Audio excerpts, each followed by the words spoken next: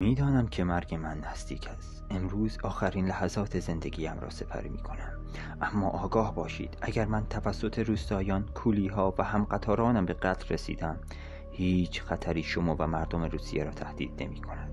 اما اگر من توسط یکی از افراد دربار یا بستگان شما به قتل رسیدم، بدانید که شما، خانواده‌تان و کل درباریان بیش از 2 سال زنده نخواهید ماند و به دست مردم روسیه کشته خواهید شد. اینها آخرین کلماتی است که گریگوری راسپوتین خطاب به ملکه الکساندرا، همسر آخرین تزار روسیه، به رشته تحریر درآورد. سلام، اسمم فرتون، به چنل من خوش اومدید. تو این ویدیو میخوام راجع به گریگوری راسپوتین باهاتون صحبت کنم، کسی که عده‌ای بهش ابلیس میگن و عده‌ای دیگه قدیس. نمیدونم چقدر راسپوتین رو میشناسین، ولی بدون شک اون مرموزترین، رازآلودترین و عجیبترین مرد روسیه است. کسی که روایت داستانی زیادی راجبش وجود داره، ولی عجیبترین داستانی که میشه درباره اون گفت داستان قتل اونه. اما قبل از اینکه داستان قتلش رو واسهتون بگم، میخوام یه بایوگرافی راجبش بگم که اگه نمیشناسیدش باهاش آشنا بشید.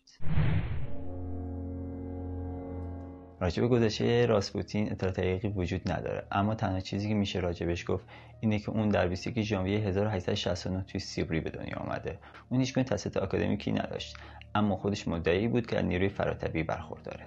راسپوتین با گول زدن یکی از کشیش‌های دربار تونست به دربار راه پیدا کنه و با ملکه الکساندرا آشنا بشه.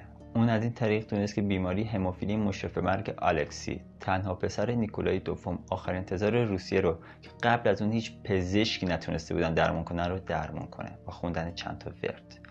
مردم اون زمان روسیه معتقد بودن اون از قدرت بالای هیپنوتیزم برخورداره و از همین طریق هم تونسته که الکسی رو درمان کنه. اون با درمان بیماری الکسی از هیچ به همه چیز رسید. به زنان دربار و اشراف وقت ملاقات میداد و اونها هم در مقابل خدماتی که گمان میکردن، دقت کنید، گمان میکردن دریافت میکنن، طلا و پول هنگفتی بهش میدادن و گاه هم باش همبستر میشدن. که راجب این هم داستانهای زیادی وجود داره که حالا توی ویدیوهای بعدی راجبش واسهتون میگم. راسپوتین در دربار به محبوبیت خیلی بالایی رسید، تا جایی که تزار در امور جنگی هم با او مشورت میکرده. اما پیش‌بینی‌های راسپوتین در امور جنگی چندان درست از آب در نمیومد و دقیقاً دستوراتی میداد که سربازان روسی رو به هلاکت قطعی میرسونده، تا جایی که ژنرال‌های روسی از دستورات اون آسی شده و نصایح و حرفای اونها به گوش تزار کارساز نبود. اونها معتقد بودن که راسپوتین با سازمان اطلاعاتی آلمان‌ها در ارتباط و این روند تا جایی ادامه داشت که اونها نقشه قتل راسپوتین رو کشیدن. و اما شب رازآلود قتل راسپوتین خونه یوسپوف، یکی از پیش‌بینی‌های عجیب راسپوتین راجع به قتل خودش بود. اون به طرز شگفت آوری درست پیش‌بینی کرد. فلیکس یوسپوف از نزدیکان ملکه بود که همراه دوستاش نقشه قتل اون رو کشیده.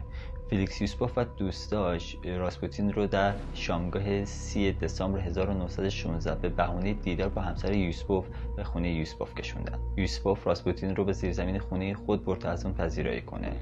اون به راسپوتین که در خوردن شراب زیاده روی میکرد، شیرینی و شراب آغشته به سم سیانور در دوز بالا داد. اما خب سم سیانور به بدن راسپوتین کارساز نبود و حتی اون مسموم هم نکرد. اما یوسپوف که میخواست همون شب از دست راسپوتین خلاص بشه، با 5 تیر روسی خودش 4 تیر قلب ابلیس قدیس نما شلیک کرد. بعد از شلیک گلوله ها، دوستان یوسپوف که در بیرون زیرزمین منتظر بودند سریعا خودشون رو به بالای جنازه راسپوتین رسوندند. یکی از اونها که پزشکی راسپوتین رو معاینه کرده، او تایید کرد که اون نبض نداره و مرده. همونطور که در حال مذاکره بودن چطوری از شر جنازه راسپوتین خلاص بشن، به ناگهان اتفاق شومی افتاد.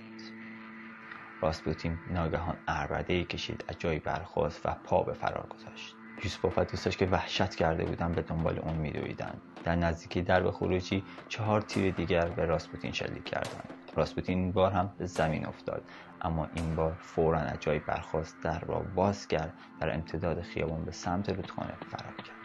آنها تا نزدیکی رودخانه راسپوتین را تعقیب کردند تا تونستن با شلیک گلوله‌ای به سر راسپوتین اون را از پای در بیارن.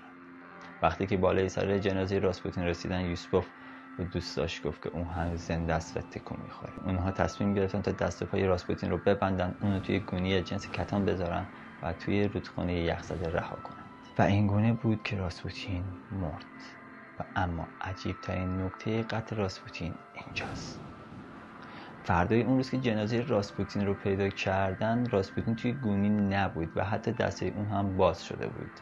مردم معتقد بودن که راسپوتین وقتی توی رودخونه هم افتاده بوده زنده بوده و تونسته که دستای خودشو باز کنه، ولی به خاطر اینکه رودخونه یخ زده بوده نتونسته خودشو نجات بده. درباره قتل راسپوتین داستانهای زیادی وجود داره و این داستانی من واسهتون گفتم از زبان یوسپوفه که به قتل راسپوتین اعتراف کرده بود و حتی به اون افتخار میکرد. تو ویدیوهای بعدی سعی میکنم راجع به تئوری ها و داستانهایی که برای راسپوتین گفته شده باهاتون صحبت کنم. توی دیسکریپشن هم یه سری منبع و کتاب و فیلم راجع به راسپوتین بهتون معرفی کردم که اگه دوست داشتین حتما ببینید. اگر از دیدن این ویدیو لذت بردید، سابسکرایب کانال یادتون نره. مرسی که هستید. بدرود.